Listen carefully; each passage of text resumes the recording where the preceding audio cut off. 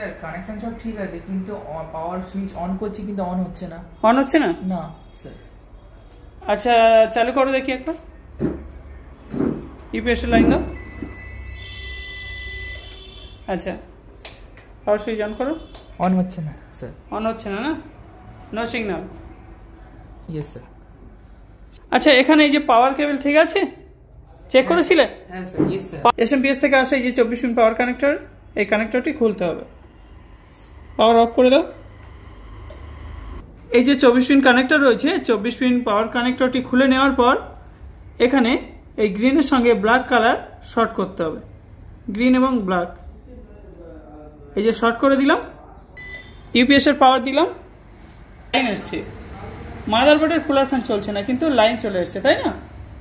তার মানে এখানে প্রবলেম রয়েছে মাদারবোর্ডের মধ্যে।